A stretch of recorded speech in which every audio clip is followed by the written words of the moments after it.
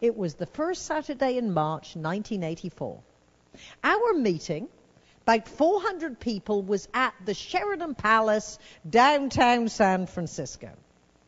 That particular day, I was sitting about 6 rows back, in the middle, on the right side of the speaker, and I was wearing a brand new, never worn before, bought at Lake of the Ozarks when I spoke to the Missouri bankers, purple two-piece, with a very intricate turquoise tie around the neck and a turquoise hat with feathers.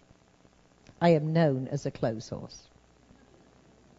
To my left was a young man, Steve, who had worked with me for 8 months, who had come from Columbus, Ohio. And he told me that Columbus, Ohio has a tendency to be considered the junk food capital of the world. And, of course, in California, we live on fruits, vegetables, salads, nuts. And he'd considered he had starved for 8 months. The speaker whom I had recommended on that particular day was a funny nutritionist from San Diego. And she was on stage wearing a black skirt and a beautiful white pristine blouse.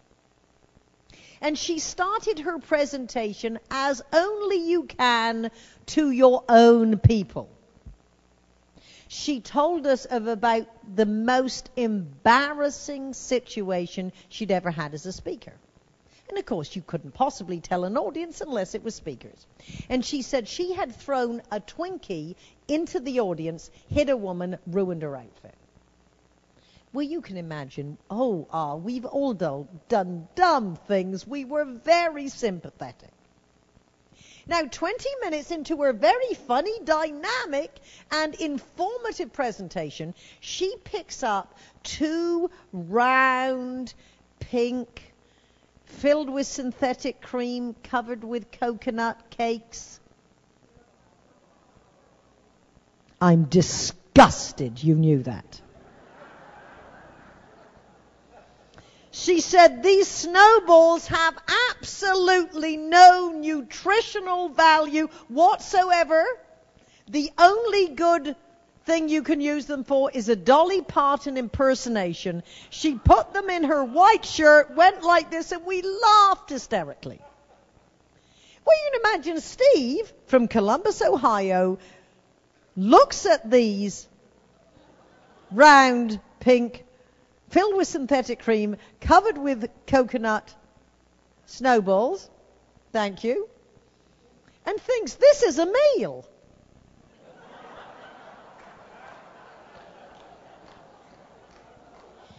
So he does exactly what you would have done, an automatic response. Now, I do not know what skill it takes to throw a cake with accuracy.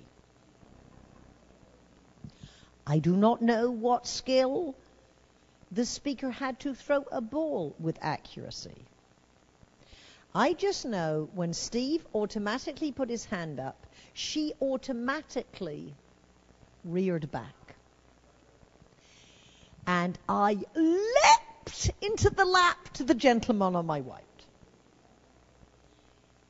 A nanosecond too late.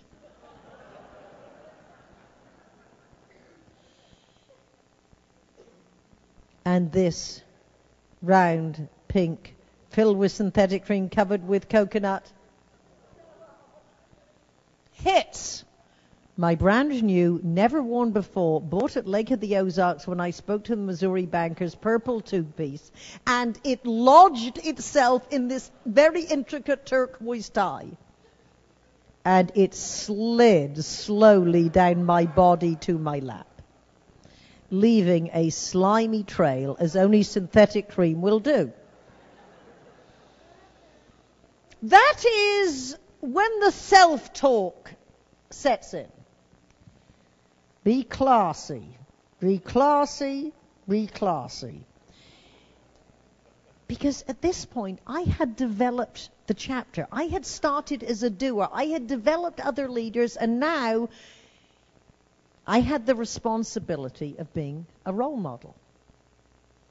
And I knew for everybody at that meeting how I acted would probably never be forgotten and would be a leadership lesson. People were passing their napkins and I was wiping out the cream, thinking, be classy, be classy. You know what I wanted to do? I wanted to go up and wipe that cream. But I sat there through the rest of her program smiling. And I went up to her afterwards and said, congratulations! I have never witnessed such a magnificent reenactment of a disaster. So, ladies and gentlemen, remember, as a leader in your credit union, developing champions, there is a great responsibility with being a role model. And thank you very much for your invitation to be with you. Thank you. Thank you.